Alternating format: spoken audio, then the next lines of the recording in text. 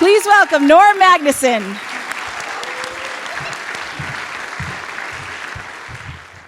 I moved into New York's West Village in 1980, and I bought for just over $100,000 the only ground floor corner apartment at the intersection of Horatio and Washington Streets. And at the time, I was pretty much still fresh off the Greyhound bus from Cincinnati, Ohio, USA, where my sister and I were raised. We were the city cousins, all the rest of the cousins, a dozen or so of them, mom and dad, aunts and uncles, all four grandparents were from much, much deeper in the Protestant heartland. My dad, for example, was raised in a tiny town called Mendota, Illinois. It was corn country, flat as a pancake. And he was raised dirt poor during the Great Depression. The story goes that they had to put newspapers on their bed for extra warmth on top of the threadbare blankets to keep warm in the wintertime. He got his first job, my dad, when he was 5 years old, working on a milk truck to bring in extra money for the family. His mom, my Grandma Rose, could not throw out anything if there was the remotest chance of there being some future utility for that. They were all, as my dad's second wife put it, pathologically frugal. Anyway, I came to New York to work in advertising, and I did that for a spell. And then I decided I wanted to be an artist. I went down to Canal Street to Pearl Paint and bought an easel. I found a nice sturdy easel on sale, and I brought it back and I started making paintings. I was lucky enough to find a gallery to sell them down in Soho. And I was living really kind of my best life. At that point in time, I also had a vague notion that maybe I would be a parent. I would settle down, I would get married and have a kid. But I was starting to really seriously re-examine that vague notion. I started to think, I don't know, maybe being a dad is not for me. Maybe that's not what my future should be. And then my girlfriend got pregnant. And I was thrilled. I was over the moon. I was so excited. I was surprised to feel that, especially in face of my previous ambivalence. And I took it as a rare glimpse at the inner me, the emotional me, my emotional self, which had always ridden in the back seat of a life that was more or less driven by intellect. Now I was going to be a dad. I was so excited. We were going to be parents. We started feathering the nest in anticipation of the blessed event. And as a part of that, I loaded up my easel and my paints and brushes and stretcher bars and my dirty ashtrays and my stereo, which was perpetually tuned to one listener-supported radio station and another, though I was always too cheap to actually listen or support any of them. And I found a little loft a couple blocks north in the meatpacking district, which was still a pretty rough neighborhood at the time. Every morning on my way to work, I would pass these bloody aproned fabrication experts who cut enormous sides of animals into consumer palatable cuts, like ribs and loins and rounds and stuff like that. But at nighttime, the neighborhood transformed to a different kind of meatpacking district. You know, as the bloody smocks gave way to the rough trade of the transvestite sex workers. And it was so renowned for that particular trade that one waggish friend of mine reckoned that in keeping with the real estate tradition of giving cute nicknames to previously rough manufacturing districts, think Tribeca or Soho or NoHo, that this neighborhood should be called Tranho. Never quite caught on. But I was having a wonderful boho life there in my rough around the edges Tranho building. And it had an enormous old rickety freight elevator that I would use to bring raw materials up to my third floor loft and take finished paintings back down.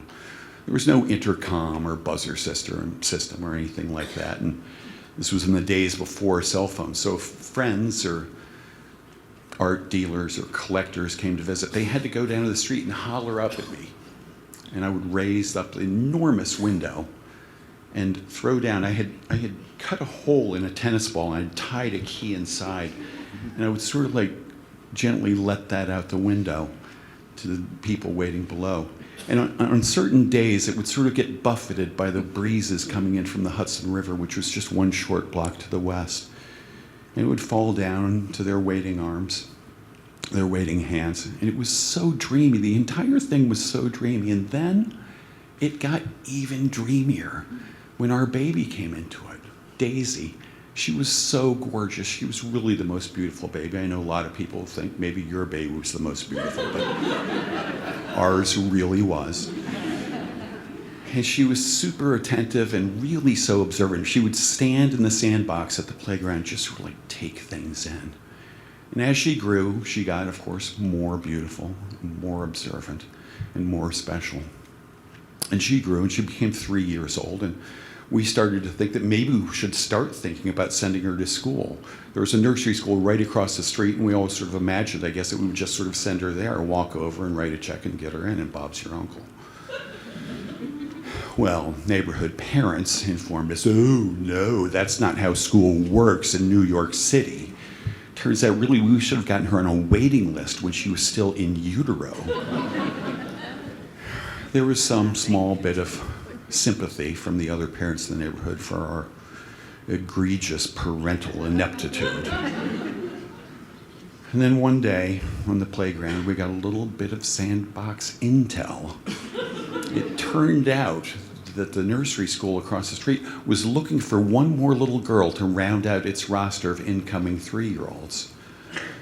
So we toddled across, we introduced them to Daisy and ourselves, and we wrote them a check, and she started school like 3 weeks later.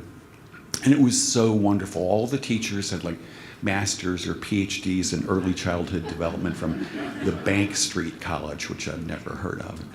And all of the other parents were super down-to-earth, artsy types who volunteered every chance they got to set up art projects or lunch or to put the chairs on the tables and sweep and mop at the end of the day. It was perfect. The whole damn thing was so perfect. And like all perfect things, eventually it had to come to an end. Daisy was going to graduate. Yes, there was an actual graduation ceremony, and there was actually not a dry eye in the house. But now we had to figure out where to send her. Now, the missus wanted to send her to another school a few blocks further south in the village, but it was crazy expensive. And I balked. I thought, public school was good enough for me, and my sister was good enough for my parents. It was good enough for Grandma Rose and good enough for Grandpa Norm. But eventually I gave in, or she won, or some combination thereof, and Daisy entered first grade with the very wealthy children of some very wealthy people, including the Steubens. That name's been changed. Mrs. Steuben was nice enough. She worked as a stay-at-home mom, I think, and he was the son of one of the richest men in the world. He had his own driver, and he'd roll up to school every day in an enormous black Suburban with tinted windows like he was Puff Daddy or the governor or that short-fingered vulgarian of the New York real estate world. And it was a bit much, but, I guess that's how the 1% rolls, so whatever. And he seemed nice enough, I would see him at school events. Let's call him William. And he was always friendly when we were standing around in a conversational bouquet, chewing the fat with other well-heeled parents at the school. And I started to feel sort of a connection with him, like maybe we're becoming friends or something. He seemed really very nice for a phenomenally rich person. But in private, in casual settings, he was completely different. And it really got under my skin. I would see him 3 times a week in the hallway as we were passing each other, dropping our kids off or picking them up from class. And I would always give him a nod, like, hey, there you are, we know each other, hello. And he would always ignore me. So I started giving him a bigger nod, bigger smile, and probably eventually engaged my eyebrows in a silent salutation. I'm certain I eventually looked like an aggressively jittery clown in my efforts to get this chauffeur-driven douchebag to return my simple, friendly hello, but he never did. I guess I just didn't rate or something. I started to really think of him as kind of a dick.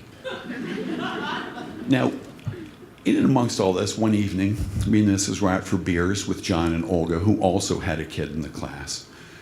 And they were dishing on the school, on the teachers, and the other parents, and the subject of the Steubens came up. How nice they are, and isn't it wonderful how much they support the school and everything? Well, I waded right into that with my dissenting opinion.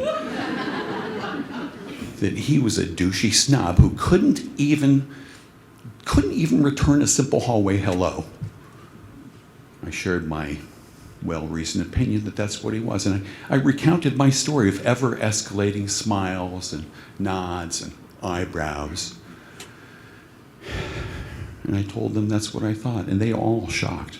They were all so shocked to hear this big scoop of mine, especially my missus, who, when I'd finished setting the record straight about this guy, turned and matter-of-factly said to me, "You know he's legally blind, right?"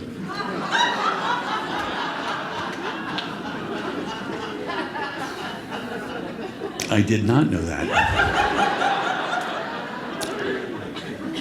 "Yeah," she said, "that's why he has a driver, because he really can't see." No. No, I did not know that. I did not know any of that, and I was shocked now. A little bit embarrassed, by which I mean completely and totally mortified. And though she didn't say it out loud, God bless her, I still heard my dear wife's voice in the back of my head saying, "Who's the jerk now?" And that's how I came to pay $1,200 for a $6 harmonica at the school's next fundraising event. Turns out William had a band, Blind William and the Four Noble Truths, a blues band with supposedly a really famous harmonica player. And after their mini set, they auctioned off the harmonica, and I was determined to get at what price redemption, right? I had to get into a bidding war with some hedge fund guy with slicked back hair and suspenders and a two-toned bespoke shirt, but I eventually prevailed. And when I approached the stage to collect my pricey comeuppance, William called out in the friendliest, most genuine voice, "Norm! Congratulations!" And I don't mind telling you, and I know it's petty and seems kind of insecure and dumb and stuff, but it was worth every penny.